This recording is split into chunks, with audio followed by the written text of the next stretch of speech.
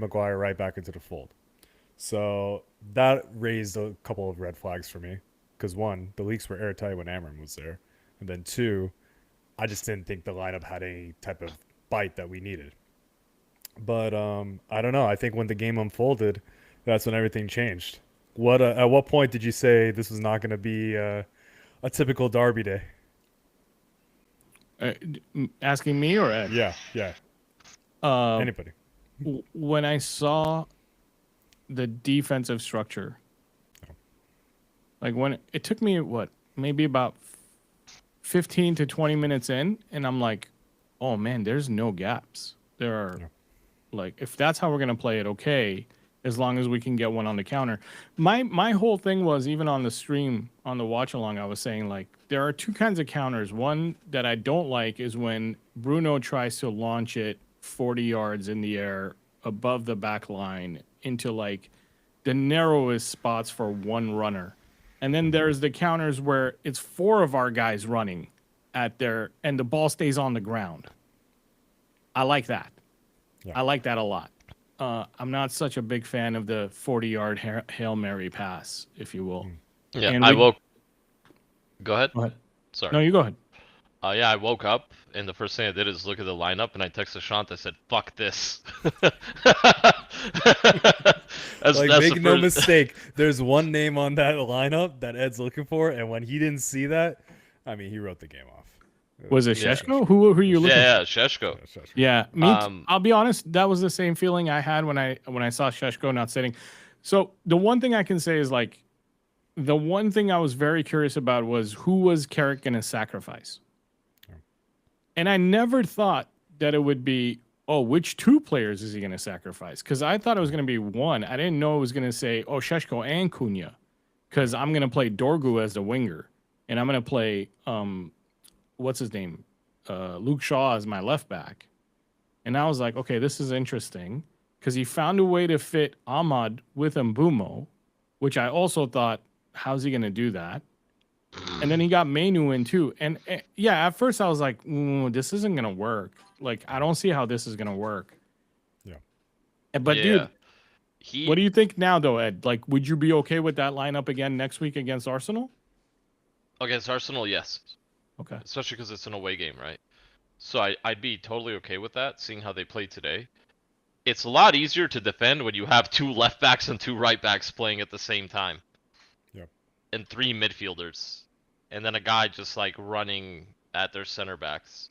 Because their lineup, you could totally tell they were going to pin us in no matter what.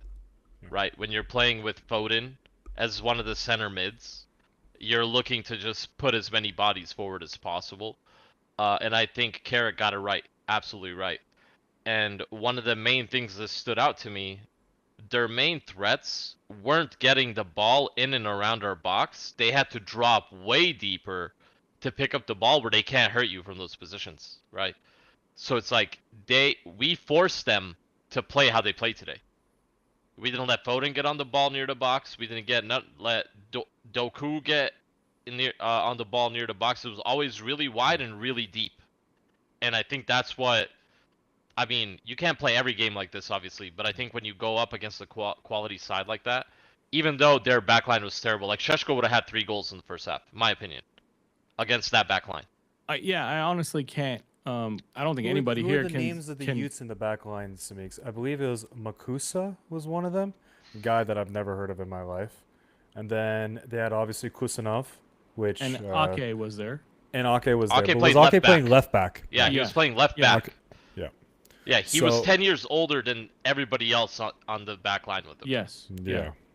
You know? And it felt like, okay, so before we like get into like how the game delved, I want to get into like Carrick's like ideology too, because when I looked, of course, when like your favorite player or some of your favorite players aren't on the pitch, and that was Cunha and Sheshko for me, I wanted to see, okay, what is Carrick trying to accomplish here? I think in what we saw of the setup in the midfield partnership, that was the ideal of what the best of Casemiro and Kobe could be. Because I think Kobe made Casemiro look better, and Casemiro made Kobe look a lot better.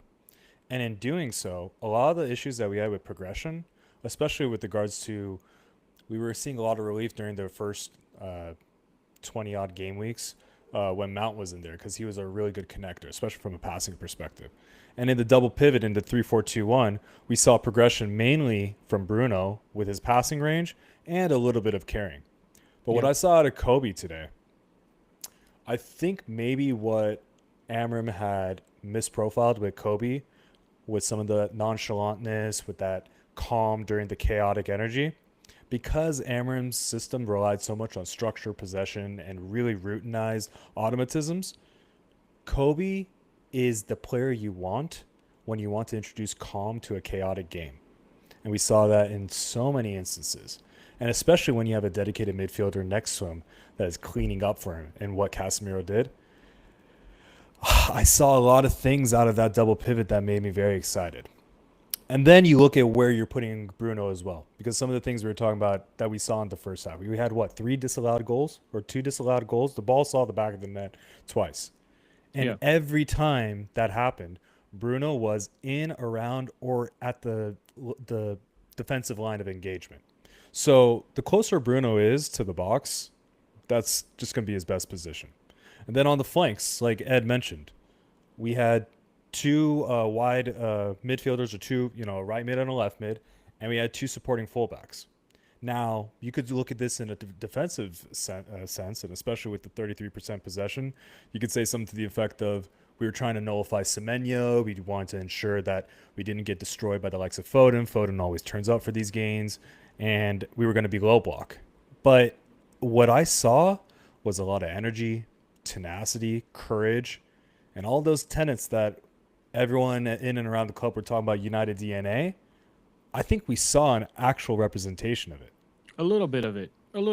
I mean, you know, with 32% possession, we can't claim that we like bossed the game the way I think we would want to with United DNA. But with that 32%, we saw it. For every time we had the ball, we did see it. We didn't see a long ball and like just, you know, trying to win the second ball every time. We did see us trying to hold on. We did like rondos a couple of times, not just once that I've seen on X. Actually, if we watch the game, you'll see that a couple of times. So I agree with you. But I want to address somebody here in the chat who's saying like, and Tokyo Musing, by the way, before I address this, has been with me for a long time. He's a good guy. So let's, even though we might not like what he said in the chat, I want you to give him the benefit of the doubt here. I can't with this positivity days. I'm sorry. All I saw today was pack the midfield counter. I saw everything that helped us get to the top 4 for a decade and never a league title. And I'm sick of it. Now, I just want to address that by saying to Tokyo, like, I do understand what you're saying, because it's the same way Shaunt feels and I feel. We don't want to win games with 30% possession for the rest of our lives or whatever. But we will say that for a manager who only had 48 hours with the squad going up against a Pep Guardiola Manchester City that's stacked, we kind of have to like give that a little bit of leeway. And that's why like I'm agreeing with Shaunt when he says we saw some United DNA, even though they had the ball for 60 minutes and we only had the ball for 30 minutes or maybe even less. You know, so here's the way I see it. I was going to ask Ed, because we talked about bossing the game. I would actually push back on that, and Ed and I shared a viewpoint. So I want to hear what you have to say on that. So they thought they were pinning us in, but we were technically pinning them into our half because of where the ball was. That we didn't allow them in any dangerous areas. And I'm totally fine with them having that possession in today's game. It is a big rival who has a really, really good team, who's very dangerous. We let them play their preferred ball, and they couldn't break us with a manager that just came in. And I want to go with a little bit to what Tokyo Musing is saying. Brother, we just sacked a manager that was supposed to be here for 3 years to make us not play this way. Okay? This is all on the owners. You could go crazy as much as you want. If you have any sort of, oh, I don't want to see this, write the owners a letter, do something. Because we're not here to talk about we're here to talk about how an interim manager came in and foiled Pep Guardiola's plan once again. That's all I want to talk about. If you want to talk about, I don't want to see this type of football. Listen, write a letter to Inio. Say, hey, I'm not happy you fired Amarim, and I don't like what I saw today. Because me personally, we killed them, and I love it. We fucking 3 pints. I'm fucking celebrating all day long against City. Yeah. That being said, I do not want to see that against Burnley or any of the other teams. Arsenal, I don't mind if I'm getting 3 pints. I want Champions League football. I want to see us bring in more players. That's all I want. But to I say, finally get what Shaunt was saying in the chat now, because you kept saying 3 pints, 3 pints. I'm like, now I get it. Now You're I like, get this guy's I was, like, drinking at confused, bro. 6:30. What You're is like, what the happening, hell, bro? No, 3 pints. 3 pints. Now I get it, man. But yeah, I agree. Everything Ed said. And earlier with that, when Shaunt was saying, the Manchester United way, even though I sounded like I don't completely agree, but I do agree that every second we had the ball, we tried to do something positive with it. We didn't play too safe. Like dude, those couple rondos, if they didn't work out, we were basically giving them an open run at our goal. look at it this way. With the low amount of possession we had, how much XG we generated, and how many goals were called off, and if Sheshko was there in the first half instead of Mbunda, right? If we would have played Mbunda off the left-hand side, which I think that's what he should have done, we would have been up 3-0 at the first half. Why? Sheshko wouldn't have been offsides. His angled runs are a lot better, right? And he's a lot faster at the end of the day. And I want to address what Red Olsen said too. Oh, sorry, Nelson. Yeah. Can I just say something? Yeah. I have seen a whole year of ifs and buts. And what has it led us to? Nothing. And yes, we all can try and predict the future that maybe Amrim worked. There's also a future that it doesn't work. Okay? No one guarantees that it was a linear growth. He got 3 good players, who, by the way, all 3 were fantastic today. Every single one of them, except Sheshko. Sheshko didn't come in. But Dogu was one of his guys. I am tired of talking about Amrim. The guy was gone. Whether or not the project failed, that's up to Ineos to discuss. In this game, I have seen what I used to see back in the day. And for most of us who keep saying, oh, I don't like seeing less possession. I remember us against Arsenal. When Arsenal were good, we never had possession. When we played Chelsea, we didn't have possession when we were winning the league. When Chelsea won the league with Conte, because we like talking about recent times, I remember seeing them against Man City. They didn't have possession. When you play good teams, possession is not a guarantee. And possession is actually a way for you to win the game, not for you to just control. They tried to control. All they did was just ping the ball around us the whole game. Okay, guys, how many times have we seen Haaland being benched? Yeah. Can we name that? I can't. And not in that matter. And not for an 18-year-old kid. Yeah. Bro, come on. And if you looked at X, the reception to Haaland, they were saying, first off, Nico O'Reilly. So when they had the player ratings, they said Donnarumma like 7, 8 out of 10, which you could say. I mean, he did play out of his skin. He played well, yeah. They said Nico O'Reilly, electric chair, Haaland, just ship off. We're talking about who I would say is the best number 9 in the world in Haaland. And I want to talk about narratives too. Coming into the match, you had all this narrative, and I think the club was at probably the lowest it's felt in the past, 3 years, even during the Ten Hag era. And you had the ex-legends coming in. We saw a lot of vitriol from the class in 92 as well, because there's a lot of personal things between Keane, Carrick's wife. They had their affinity with Ole. They really wanted him to get into the position. I remember seeing on another stream, there was a guy, probably didn't look a lick older than 14 years old, saying that his love for the club has died because Ole wasn't picked as an interim manager. So this is the vast variety of fandom. You have people coming in. You have Ollie stands. We're talking about like K-pop level fandom with Ollie. And I'm sorry, that guy wasn't born during against the comeback against Munich. That guy didn't see Ollie play. He just had a frame of reference of the story. So a lot of what went on, like we saw Licha, we saw a lot of slander against him. Even though Licha has been putting in, ever since coming back from injury, consistent performances, especially paired with Aid in Heaven. You saw Maguire. He can't play a high line. He can't play against a pacey striker. You had how are we going to incorporate our best attacking talent? So like Simix was saying, those sacrifices that were made and the will and intensity of the players to show that they're still fighting, the players had a lot to prove with regards to their own integrity.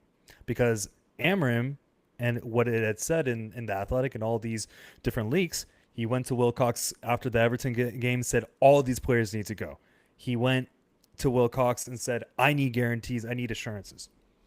So Samix, my question is, compared to our previous manager and how we contextualize this win, how do you stay balanced with closing the chapter on one project and then being able to compartmentalize the positives, negatives, and then how you look forward and analyze going forward with all the cloud around the ownership and then also obviously the first team management? Yeah. So I think it's a good question because I think that a lot of people are having a hard time celebrating this win, and it's a shame because I mean any other time, and we beat City the way we just beat City, where you're literally giving them one shot on target to your 7 guys. It could have easily been 4-0 or 5-0 today, easily. And that's what I want to see every time we play City, and we should be able to celebrate that. And it's a shame when it's not happening. And this is coming from a guy who was 100% behind Amarim. I actually, as long as he doesn't end up working at one of the clubs that I can't stand, I will still follow that man's career and see what else he does. But that doesn't stop me from understanding and putting in like the common sense or logic that tells me that it just wasn't going to work. Amarim had been put in a very rough spot last year when they forced, or 2 years ago when they forced him to take the job. He is not used to being a loser. Like, he is a winner by nature, and it was driving him insane to the point where when they told him financially we cannot make investments this January, he just blew up. And sure, they asked him to change his formation and whatever, and I don't think they were right in doing that. This isn't me defending them. This is me just thinking about the situation and going, these are coworkers that can't work together.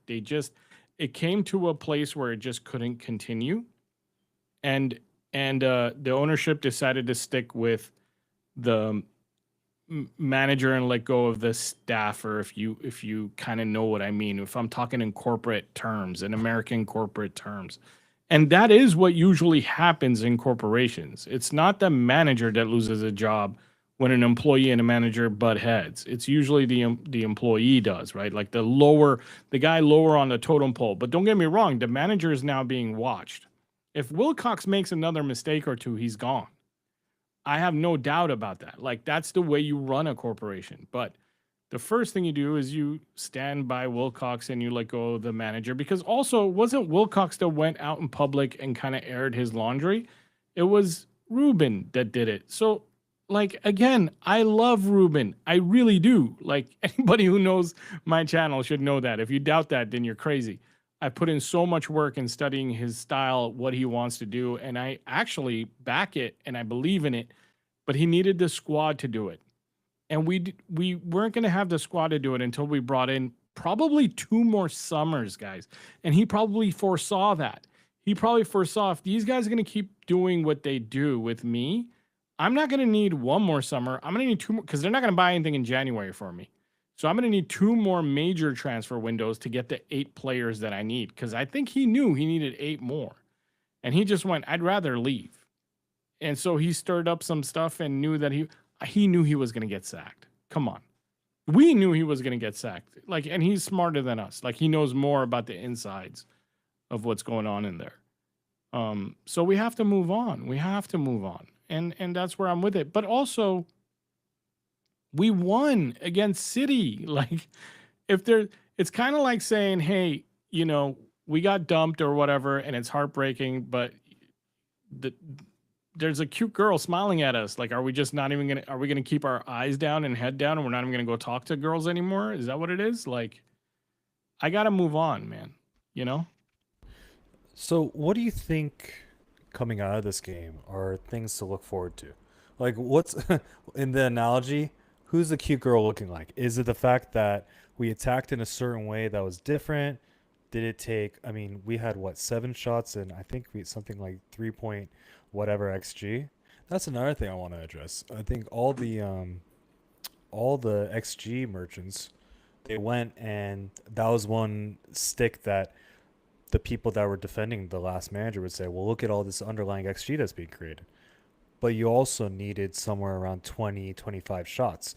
And there's a cumulative and residual effect that happens when you take so many shots and you acquire more and more XG, and then you don't get the goals to substantiate that XG underperformance. So we still underperformed based on that metric of however much XG we had, but it took us much less shots. The quality of the shots were so much higher. Um, and also, just the players, they just looked more comfortable. They looked like they had more fight and desire, and the energy was there from minute one. This was a game that I did not for once. Can can anybody in the call say that we've played better against City, especially under Pep? I No. can't. This was the best. No. This is the best game. We kept them to one shot on target. I don't know if we've ever done that. No. So if we try to play them off the pitch today and we try to hold that possession against them, Lord knows what would happen. Yeah. Yeah. Those gaps would open up again behind Case Myro, right? And somebody said Tactical Devils TV said Kobe was absolutely outstanding today. And as a Kobe hater, I 100% agree with him, and I'll tell you why. In the game, when you're defending for so long, the players get more tired, right? Kobe was actually our escape. When Kobe got the ball, all the City's players ran back. There was no press. The counter press was not there.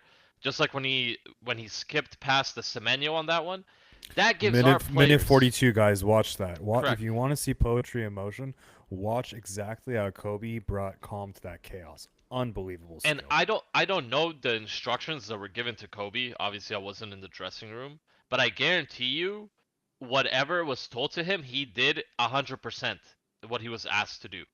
And I think he is the most press-resistant midfielder in the league.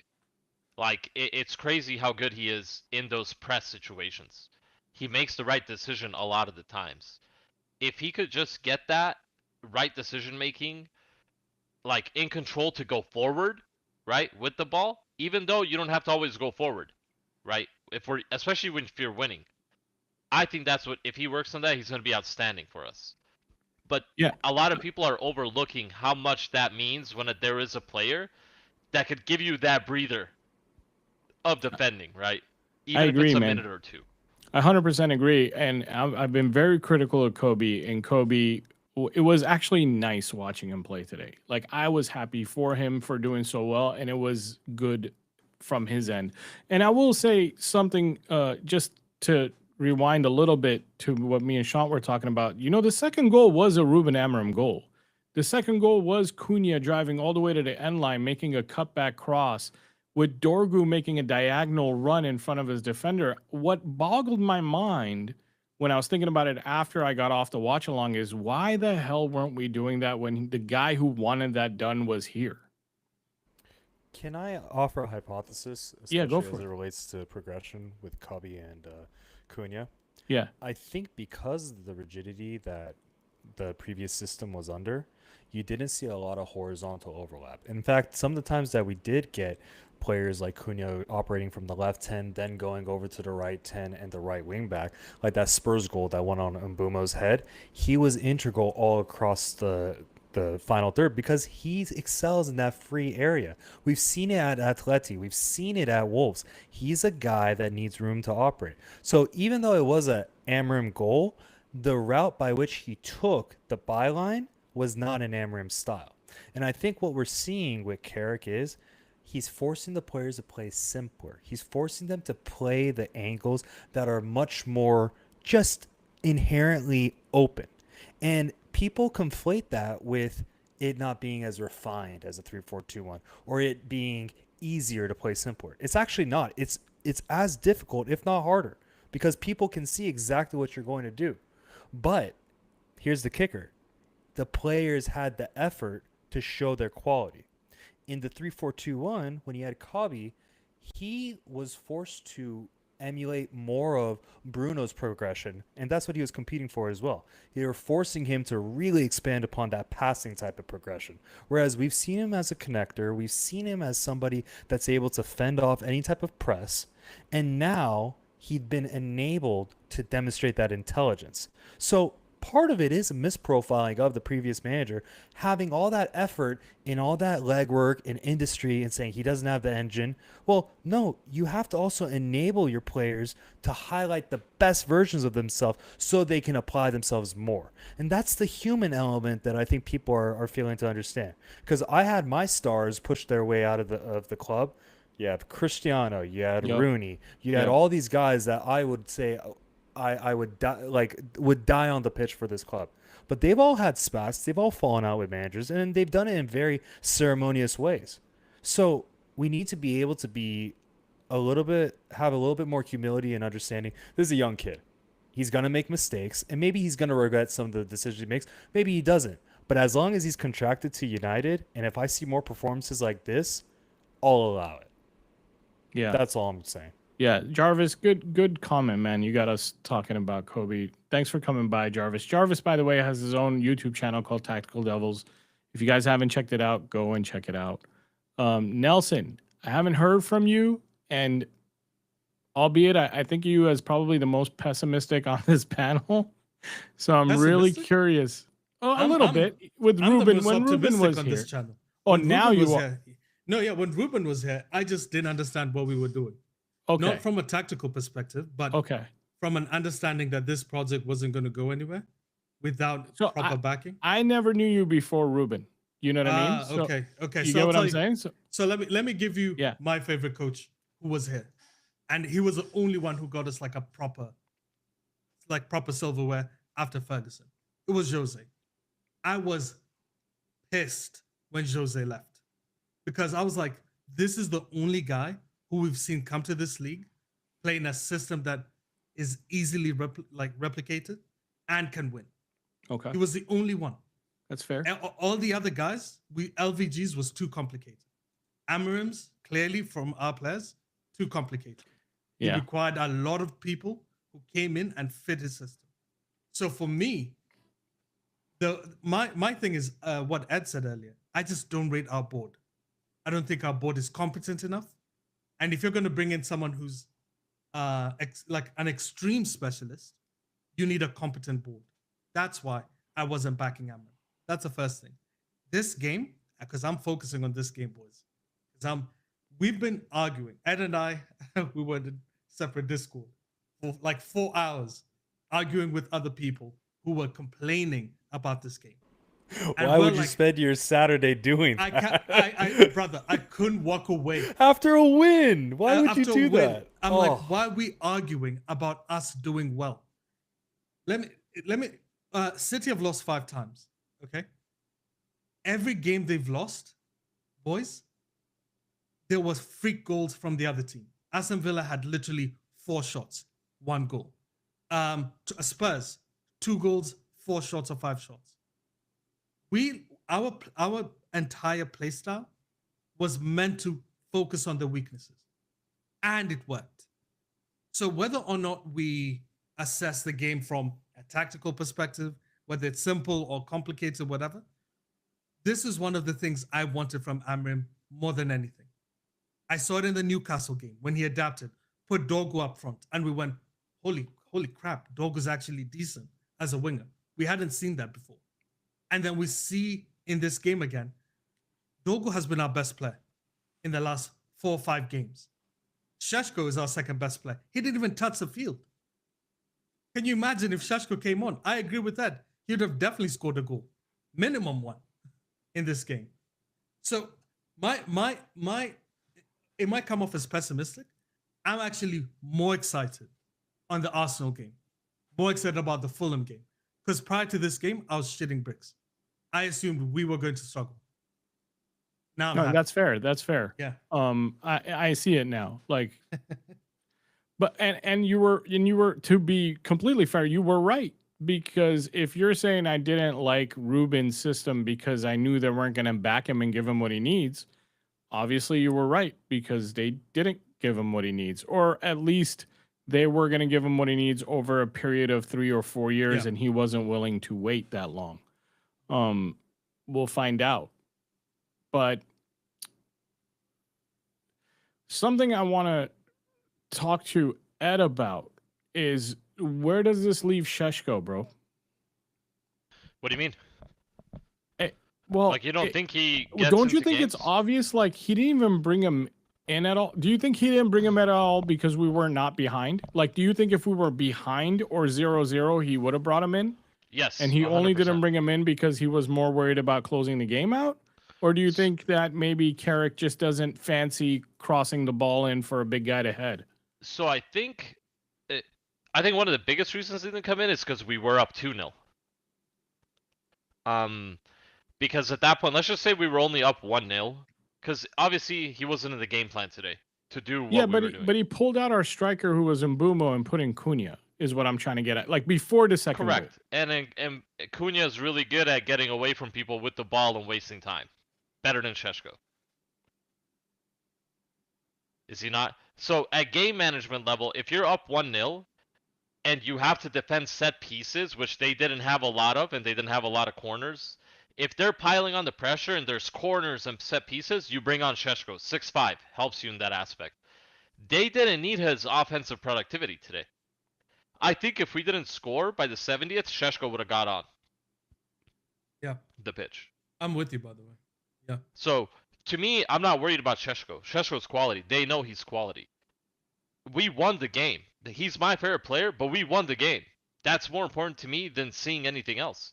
And not only did we win the game, I was watching the reactions of the City watch-alongs. They were like, oh, we're lucky it's not 8-0. That's literally what they said when we scored the first goal. Nelson. Well, I mean, Maguire hit the well. post in like the 3rd minute, didn't he, with his header? Correct. And I also want to bring that up. 2 weeks ago, I said Maguire was our best center back, and we need Maguire to start. And I was slated for it. Oh, no, bro. No, he's not our best. De Ligt and this. No, De Ligt these nuts. Okay? I don't give a shit about no De Ligt. All I saw today was a slab head putting people in his place. I saw the Bilbao butcher, the Argentinian butcher, pocketing the best striker in the world in Lisandro Martinez. These are 2 of our most experienced center backs. We didn't have kids in the back, right? And when you have Slabhead would not be able to play in a low block, okay? 100%. In a mid block. Yeah, He yeah. can play in the low block. But in a mid block, no. Doesn't have the pace, doesn't have that, but he has the fight. The guy got stamped on. Did you see the thing where he got stamped on his knee? Yeah. Bro, we got scored our up. goal right after that. We scored our goal from that freak. From the.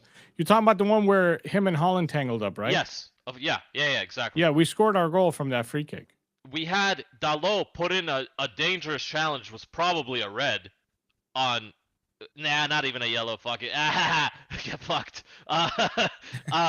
He put in a dangerous challenge. It was an orange. It was an orange. It could go either way. It was a sin bin, honestly. maybe it was a sin bin. 5-minute sin bin. But he put in a challenge. They knew we were there. We were being physical with them. We were cutting off all the channels. We didn't let them play football. No. We played football though. You know why? Yeah. When we got the ball, we were precise, we were fast, and we were decisive. Boom, that's all you needed today. Didn't it feel like the physicality that Ruben's been complaining about for a year? Like, didn't it feel like the kind of game where the guys actually ran for like the whole 90 minutes? But you know why it worked this game, Civics? The only reason why it worked is he used the same players in different positions. Yeah. We saw this in the Newcastle game. Newcastle, exactly what I was going to say. Dogu ran constantly.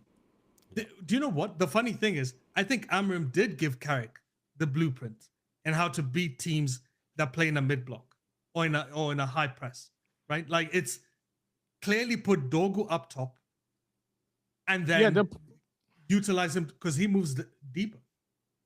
Yeah. Do you guys remember? I agree. I was just gonna say, like, we just didn't have the right profile players for Amram at all. This is for the possession merchants. You guys remember the Arsenal game, the first game of the season? Yeah. You know we had 60% possession in that game? Yes. Yeah. Is this what people want to fucking see? Yeah. But dude, that Arsenal game, we had our chances too. We just didn't score. I understand. But so I also think the quality of those chances We're not high. Still, we're not No. as high as what we saw today. 100% sure. And I No, want to no, okay. yeah, you're I right. You're right. I want to speak to like this is like something in which you can apply it to so many different things. When you get married to a philosophy or an idea, you find yourself very caught in defending it no matter what and being dogmatic, so to say.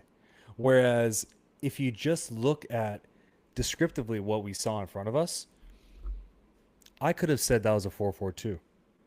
I could have said that, especially with the wingers and how high Bruno was pressing and Mbumo. I could have said that was a 4-4-2.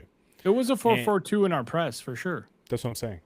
So then even beyond that, if we want to analyze what is United DNA, I think this is what I really wanted to capitalize on, because I have a perception of it. I think you guys all have it as well, but it's the ability that our fullbacks were given the freedom to bomb up the pitch, but they also provided the compactness and defensive solidity when we nullified Foden, guys. We nullified Holland.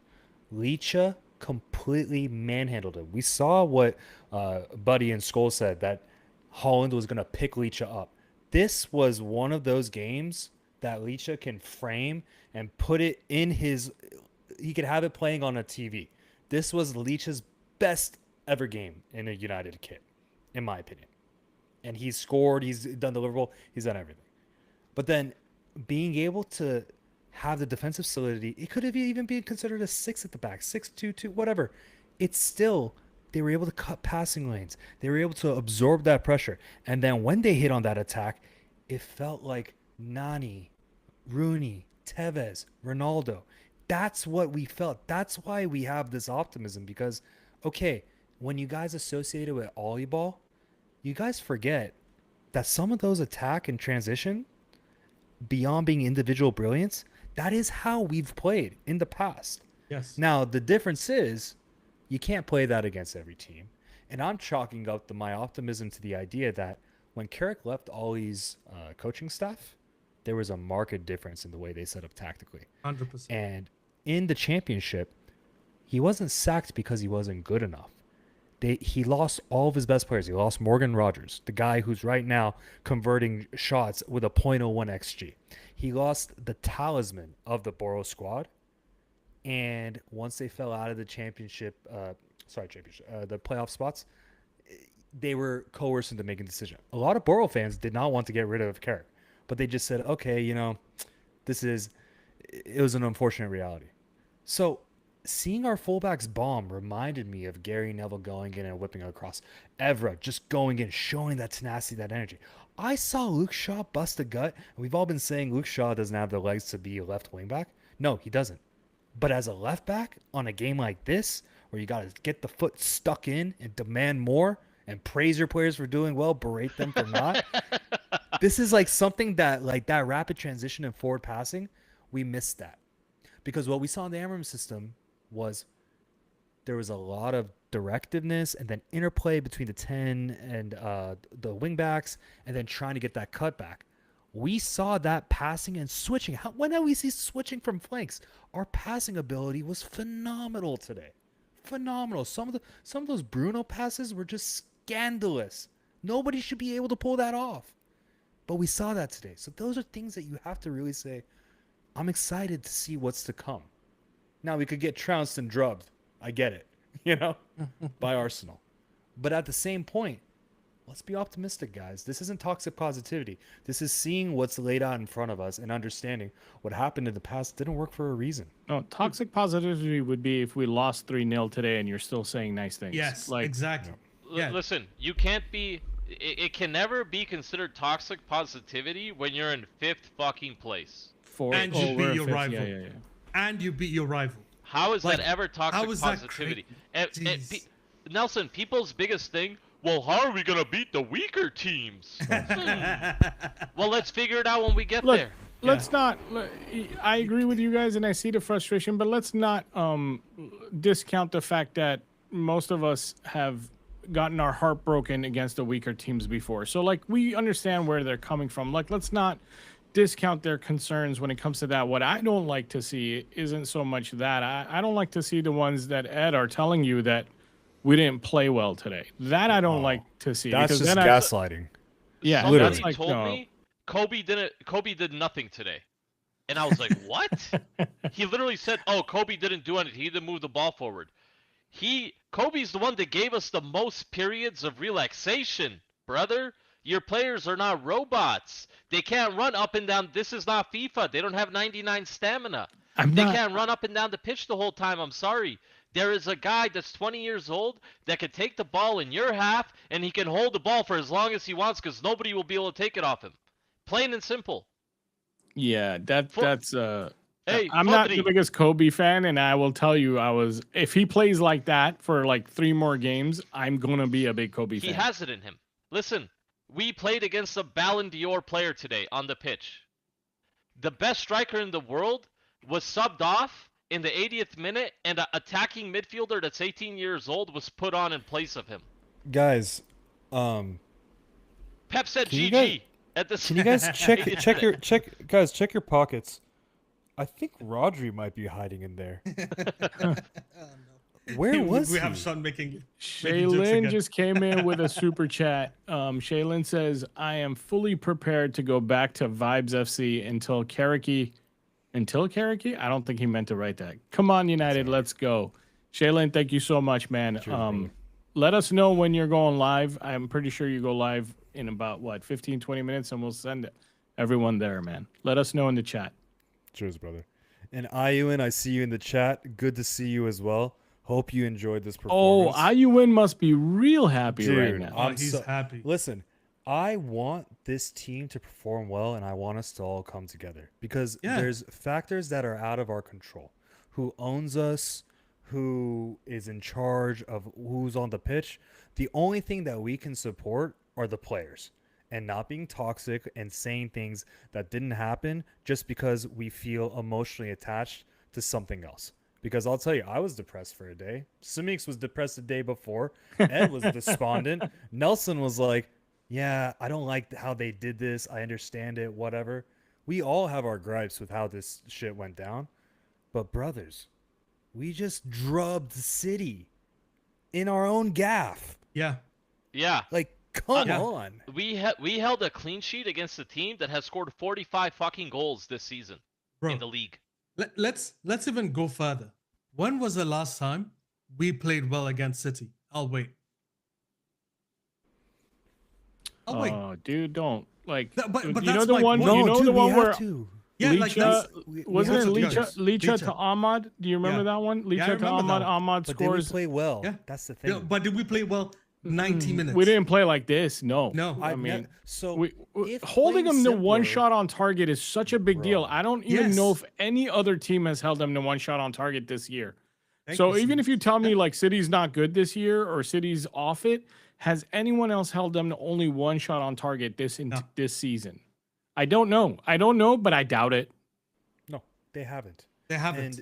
And now, we had the game last year where Pep basically did the whole scratching his. He looked like he was attacked I by. remember that. He was mauled by Yeah. a tiger. He looks. Yeah, different I remember now. that game. Yeah, But he That's looks different now. He looks very resigned. He was I'm very. not- He didn't. I didn't see. So we watched the post game together. He was very complimentary, but not in that Yeah. like petty way of saying, "Oh, he said the better team won." He said they didn't even say. He didn't even say we played long ball or we played. We had moments. He said they are a transition team, and not in a way that you could tell it was condescending. So there's something about that to be said where I think he's almost just understood that this team isn't built for him anymore. No. And I'll stand by that. bro. You know, I- one of the things I find interesting, Sean. First of all, I wanted to say something just to the only other game this season that City were held to one goal. One shot on target was Arsenal. It was a 0-0 draw. Boring ass game. Okay? Yeah. That's the only game. We dominated them in the counter. That's the first thing. Secondly, where was Semenyo? Where was Semenyo that game? No, Aaron Juan Semenyo. yeah. That Boys. guy, what we wanted, like, I know we wanted that, and I know we deploy him in a different way. But that brother is not a pet player. Not on the right wing. No. Not on the right wing. On the No, no, left no. wing, I could understand. I could understand it, the cutting inside. But on that right wing, I did not understand what he was. He has no control over the ball. The ball is escaping him at all times.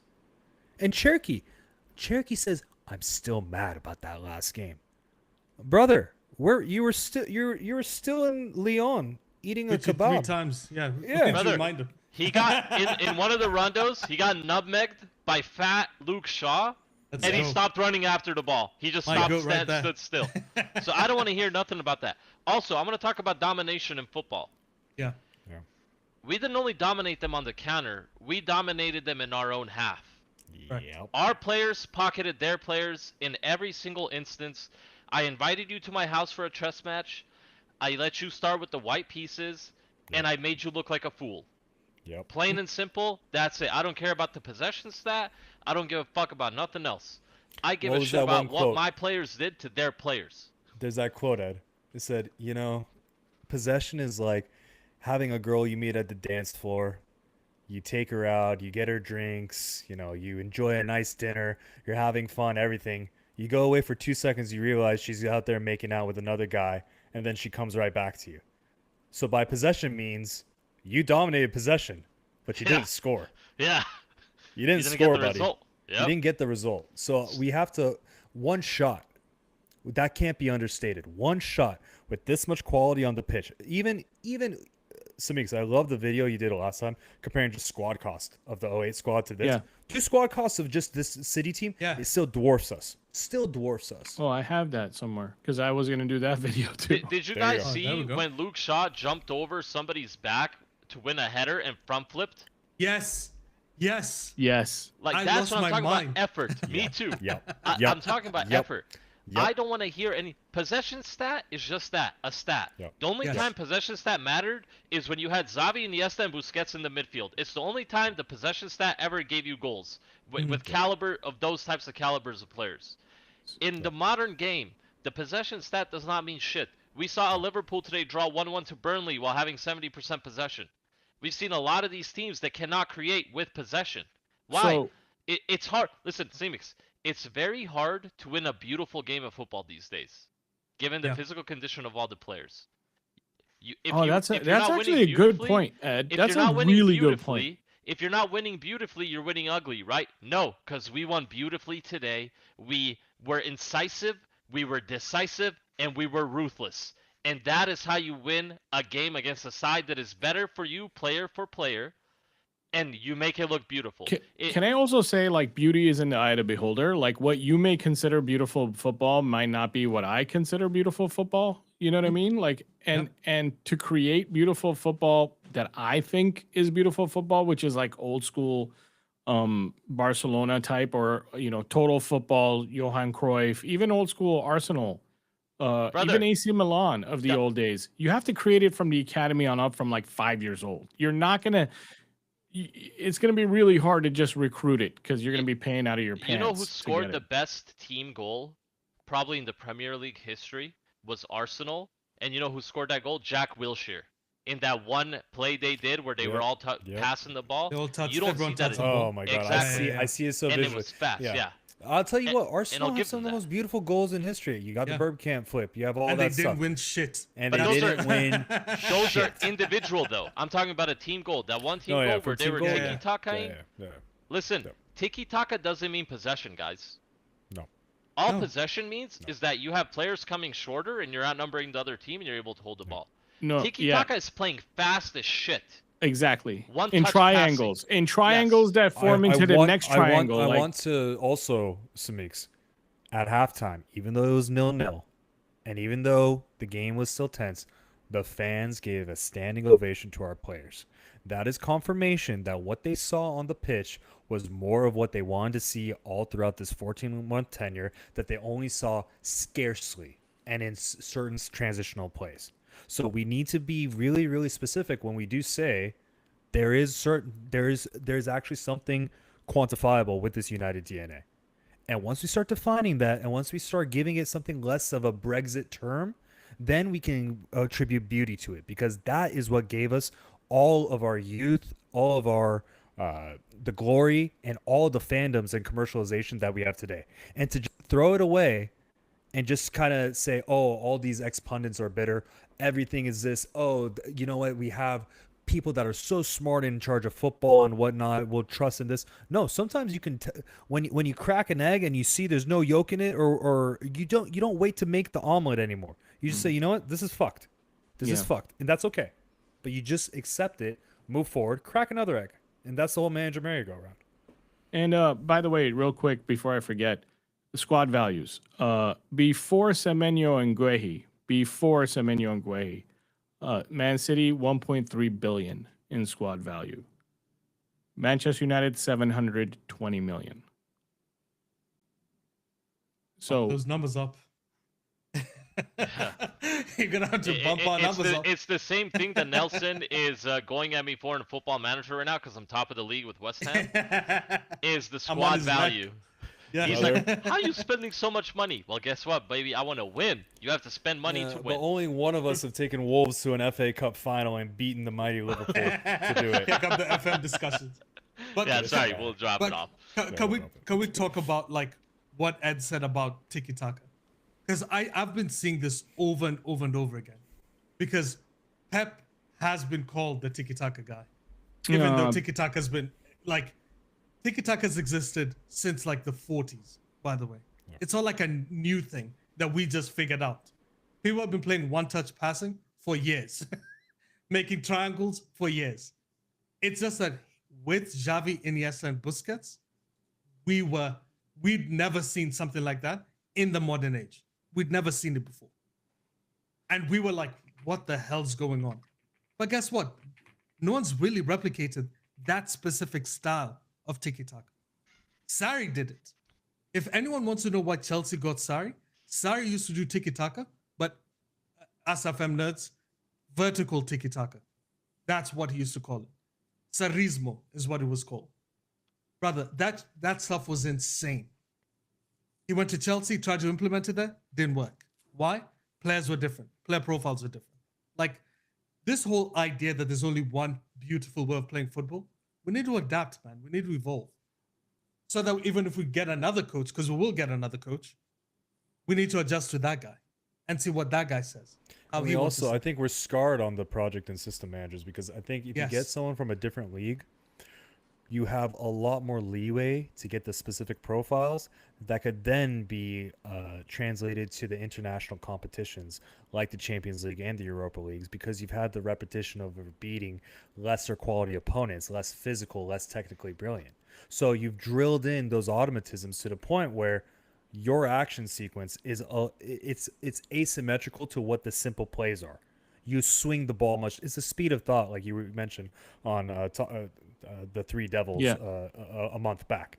So you don't have time to acclimate yourself in the Premier League. You don't have time to acclimate yourself really in two other top leagues either. So we need to have a little bit of practicality when it comes to this next manager.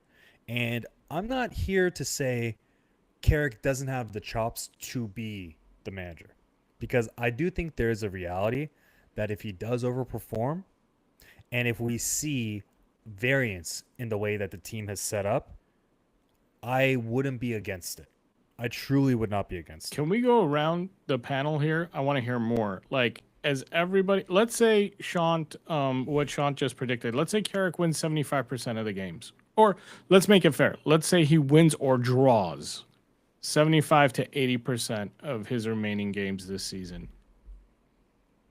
Before I answer, I want to hear Ed and Nelson. Obviously, Shaunt just said he wouldn't be against it. No. Before I answer, Ed and Nelson, would you hang on to Carrick? I say yes. If he does a good job, listen.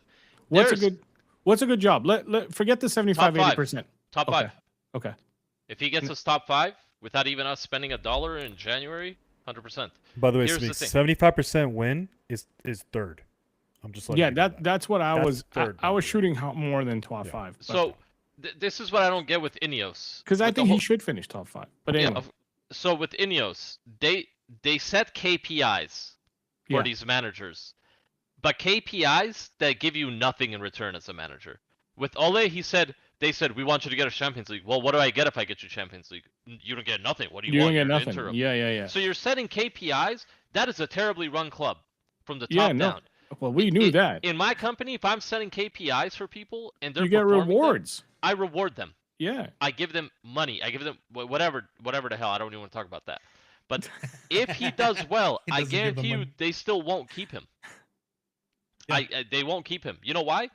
Because Dick Cox is going to be like, oh, I got Luis Enrique. I could get Tuchel. I could get these big names. So he could protect his ass. Yeah. That's why. And that's why this club will never change until Glazers and Ineos are out. I don't care who they bring in. But you'd keep him, is what you're saying. I would keep him personally. Why not? And Nelson? Oh, I've been on record saying this. Yes, as long as he finishes top 4, mine is around all the So same. not right? five, Top, not five, no, 4. Mine is top 4. Because Okay. 5th would would have so to Nelson, play playoffs. let's say Champions League coefficient makes it so top 5 is Champions League. No, I want 4 So- because Yeah. he doesn't. We don't play playoffs. Yep. Yeah, that's what I'm saying 4. So would we need to play playoffs if we got 5? I think so. no. Wouldn't we? I think it's just No, automatic. it's automatic. It's automatic. automatic now. Yeah. We Yeah. no longer Yeah. play playoffs. There Alright, is fair So no enough. let's just say feasibly. No. Let's say feasibly. think The there only ever difference was a is was just playoffs. just a reward amount. Let's say it's like something like maybe 5 to 8 million pounds. Yeah. Okay, for 4. Yeah. See, guys, For me, think- I think he has to yeah. go top 4, bro. I can't. Even if top 5 makes it, I was gonna say top 3, like, because I'm going. I think that Dish needs to be like his calling card, resume, whatever you want to call it, to go get his next job somewhere, and then come back to us after he suffers for 2 or 3 years somewhere else. Like, I don't want him to learn how to handle a big club with us. He just outmanaged Pep Guardiola. the best manager in the world. Yeah. Yeah, but it's not like Pep hasn't lost any games this year. I But get let me- you. but I let me understand also- what you're let me saying, also- let me put some feathers. but it's in his one cap. game, guys. Can we not make a decision based on? No, we're not. We're putting not. Because the way expectations Ed based made on it sound with the whole he just outmanaged Pep Guardiola. Well, if I'm he like, finishes 4th, that's going to be a very high win percentage, brother. That means he's if going he to what I said, if he finishes 4th, I'm like, okay, but Correct. 5 might not be good enough for me. So let's say how this is different than Ollie. Okay. Carrick, I think, is the smartest manager from a player perspective that has coached our club since Ferguson. Okay. He is. Yeah, but where you get what? Not a because challenge. as a tempo setter, what we saw with Amram as a midfielder was a different type of profile midfielder, different way of seeing the game. Pedigree. Carrick has the tutelage of some of the most world-class managers that he's played under and also been a part of the coaching staff. Okay? The run that Ollie went on can be attributed in part to Carrick. So if what Sure. we see in the remaining games is a continuation of those data points validating that the team is setting up in a more pragmatic way and is simpler, still maintaining that excitement that is causing the fans to get off the seat. Not because of results basis, because it depends on how we play. We can grind out draws and get it over the line, finish on points, but goal difference gets us 4. That doesn't do it for me. It's about the feeling that I get and the confidence I get out of seeing 18 games out of Carrick that I'll discern that he's a United manager. Because that's enough of 10 games is enough to see what you have the chops. And unfortunately, it should have been enough for us to see last year. We should have said, you know what? Not under these conditions could he do that. But Amram. But for Carrick, Yeah. under these conditions, these players are tailored to play his style of football.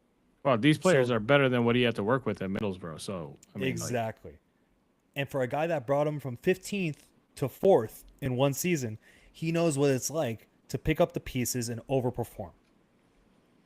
And a reward for that overperformance enables the spending so that we can then compete for the title or second, third. So that to me are reasons why I say, you know what? The things that you could have said that Ineos and co were disloyal for Amram, if this guy gets a tune out of these guys, gets them playing the brand of football that they say is sufficient to get the fans out of the seat, Why not? Because otherwise, you're going to have to bring in someone that you don't know if their style is translatable. Even though I love Luis Enrique, you're telling me he's not going to at least alienate some people to get out of the club? He's not going to demand people to bust a lung? So in terms of hierarchy of lists, aside from Carrick, I've been very apparent. It's Well, gonna. Enrique you know, kicked what's his name, Ugarte out of PSG, so he'd come Yeah. in and that would be like his first thing: get Gone. this guy out of here. Gone. And doesn't matter what the finances are involved, just get him gone. Yeah, Whereas yeah. Carrick, he gets them on side. And what we saw today were the players on side of the manager and backing themselves. So that's my reason and methodology. So, hello. Yep, we saw that. Oh, Yeah. you muted yourself. I was like, what just happened? Because like No, sorry. I went from hearing background noise to like no noise. I'm going, whoa, we OBS issues again. And then no other man. If I told you Luis Enrique or Carrick, you're still saying Carrick if we finish top 4? I mean, what's Luis? You bring Luis Enrique in, it takes you another 18 months to revitalize the squad to play how he wants. But If your you're fear in- is that they're not going to do that. I mean, they're not going to consider Carrick no matter what, because you just said even if he hits their KPIs, their goals, there's no reward. Yeah, he's not. I don't think he's staying, and I think that's a big mistake. A lot of people will disagree with me because they want the big name. It's football, obviously, so they want to bring somebody that's managed here and managed there. They don't care if somebody is an ex-player that's actually doing a really good job. They'll want them out, and it's the best manager for us if we want to play the best brand of football that's exciting would be De Zerbi, and they're never going to get De Zerbi. That's my pick for manager is De Zerbi. Oh, No. oh, brother. I would Nelson. love Deserbi in this fucking team, man. Oh, Like, you oh, would? Oh, sorry. I oh, thought that jeez. Sai No, was of Deserbi, like. Deserbi is my guy. But here's the thing. If Carrick shows us tactical fluidity, beats low block teams, beats mid block teams, he's clearly showed he can beat teams like City. If he gives me a variety and gets us top 4, you have to consider it. You have to. Yes, Luis Enrique is the top of the food chain. Unless you're saying you're going to give, because we're in the Champions League, you're going to give Enrique 200 million, 300 million to spend. Okay, bring Luis Enrique in. Well, they're going to give him 200, right? Like they're going to give every 200 million next summer is normal. That's not like when other teams are spending 400, 200 is normal for us. For us, I think what were we looking to spend this year? I thought it was 180ish in the summer. No, we cracked 200, didn't we? With Lamens? Didn't Lamens put us over 200 once? We did 60s. Yeah. We did what? Yep. Yeah. It did. Yeah, we because cracked. Mbumo Cunha were like 130. 120. Yeah. Sheshko was around was good, 65, and then 65, so it was around, 70, it was and then around like Lamens- 210, 210. Yeah. Yeah, we cracked 200, and I think we'll either get really close or crack 200 again next summer, especially with the fact that Casemiro's gone. Bruno, I don't think Bruno stays. Like, I don't care if Carrick wins every game. I don't think Bruno stays. I think he's done. And that's very scary to me. Oh, yeah. You should be scared because the 200 million is not going to cover everything we're going to need. Bruno covers 3 players. At least He's 2. an attacker. At least 2. You're he's right. a 10, and he can do the job in the midfield. So, like, in terms of impact, you're not going to replace him with a Warden Anderson pivot. You're not going to replace him with even Anderson Baleba. You need... Yeah, that's tough. That's going to be the scariest thing about the summer. I think that and then the manager like appointment, whoever the manager is. Yeah. And guys, like, am I crazy for thinking that Sunil Gulati was there for some sort of business deal? Like, it doesn't, I mean, I don't know if you guys are familiar with who he is, but if you've been following U.S. soccer since, I don't know, the late 90s, like I had been, I'm a little probably older than everybody here. That guy is like supposed to be one of those sports business economics gurus, if you will. But also, you know, past president of U.S. Soccer. And right now he's on the UEFA board of financial compliance. So the only reason why he would be here is either to check our books to make sure we're not breaking rules, or because he's in some way, shape, or form involved in the investment we're looking for, which is the only thing that makes sense to me having him here this week when that meeting was going on. So if he's not the guy that actually has the money in his pocket that's going to give it to us, I could care less who the fuck he is. That's my opinion on it. That's actually fair. Like what is he going to do? Invest Like if you told me it was Sundar Pichai, I'd say, hey, we're talking. Larry Ellison, we're talking. Elon, we're talking. Bezos, Sheikh Jassim, LeBron James and Genie Bus. Yeah. But if Guggenheim, as Nightwing would say, golly, Bowley. If you told me one of those guys, I'd be a little bit more. If it was one of these sheiks, yeah, maybe. But I think you always get around derby games like these dignitaries that come around. I still think there's something we don't know about in the meeting between Glazers. There has to be, man. It can't be a whole meeting to go, hey, are we getting Lubin Loftus-Cheek or Weston McKinney? That can't be why the Glazers flew in, right? Like, and if it was just a regular board meeting, they would have had it over Zoom or a phone call, honestly. Like, this was a meeting for a reason in Manchester.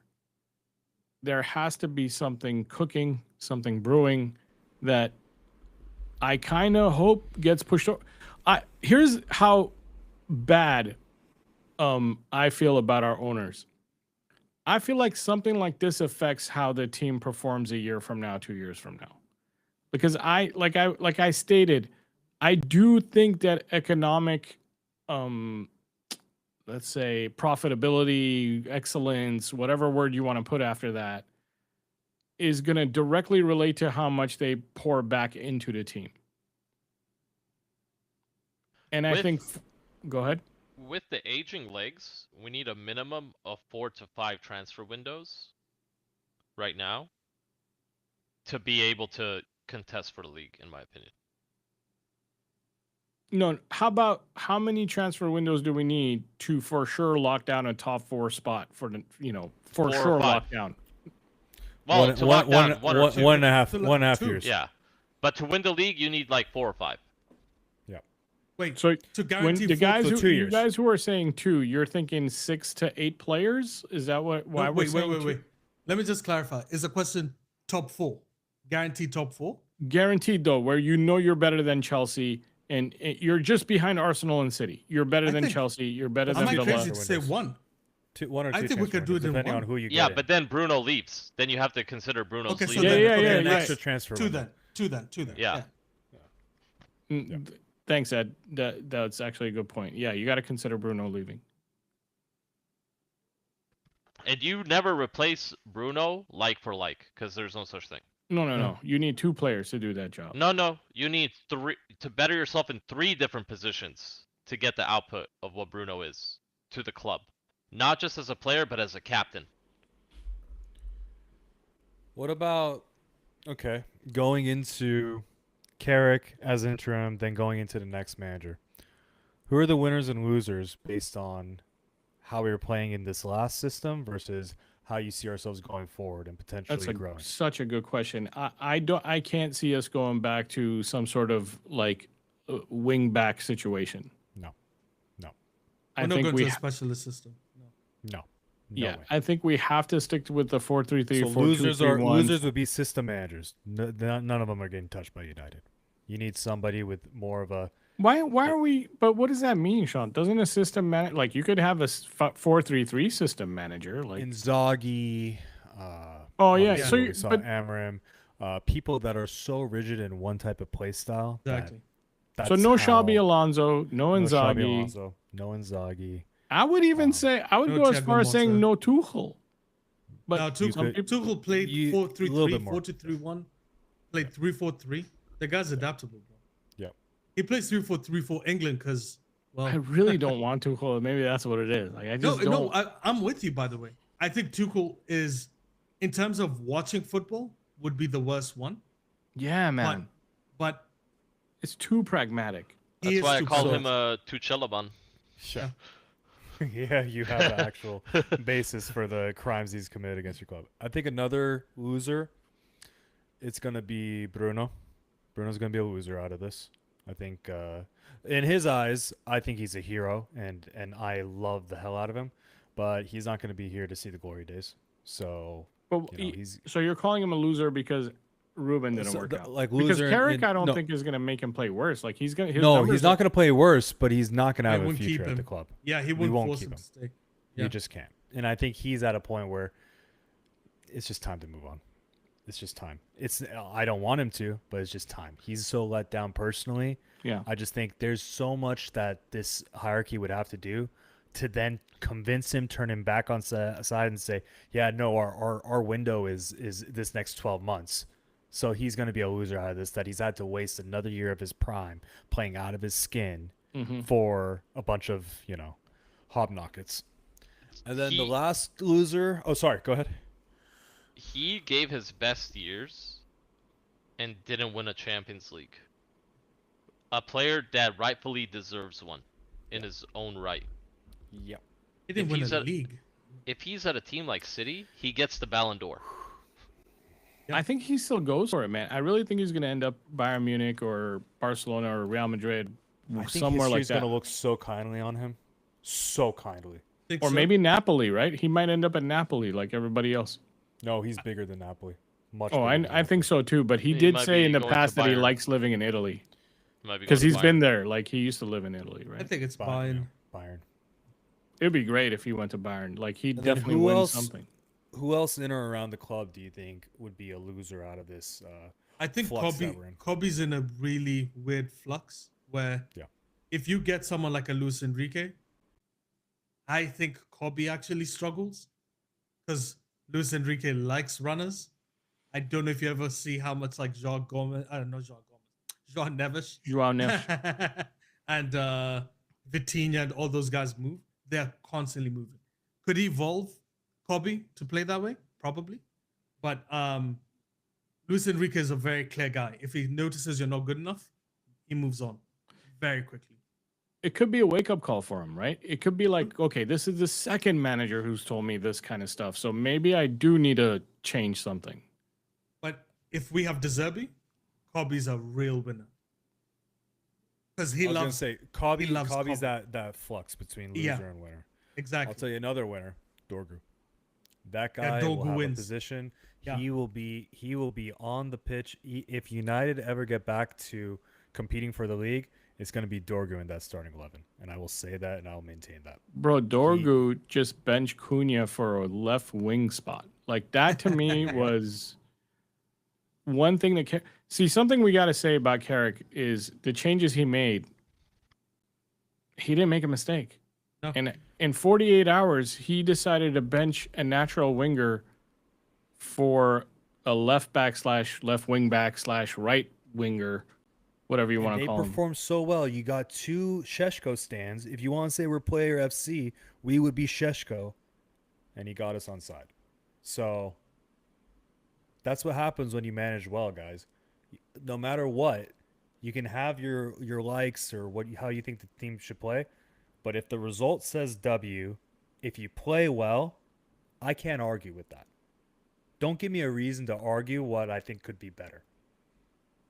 And I think he played a blinder. The job of the coach or / manager, whatever the fuck we want to call it at this point, is to set up the team to win. It's up Yes. to the players to execute. And he set us up to win, and our players executed. Everybody gave 120%. You can never ever go against the players. Listen, it's not Dalot's fault he's dog shit. It's Ineos' fault for not replacing Dalot. 100%. 100%. I'm done going at players anymore. I'm not ever saying anything about Dalot.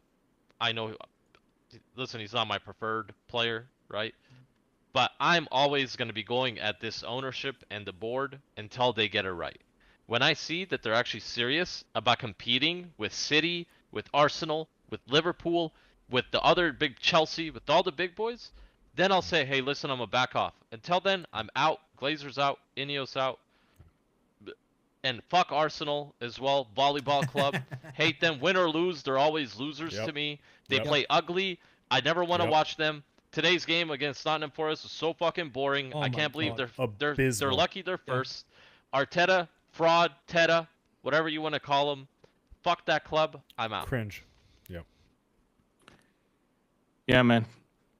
I think we covered everything we need to cover for today, guys. I don't want to run us too long. And also, Andy's stream just started a couple minutes ago. I want to send everyone there. So anybody here, if you want to keep talking United football, go to Footy with an Edge. Shaylin's doing a good job over there, trying to keep you guys basically engaged while Andy is off to a wedding overseas. He'll be back soon. Guys, the guys on the panel, Nelson, Shaunt, Ed, thank you so much for joining me, man. We need to do this like once every 2 weeks or something like that and just keep the conversation going because I want to see how all of us change an opinion. So right now, I'm not one to like want to keep Carrick, but let's see if I evolve and change my opinion. I want to see where everybody goes moving forward.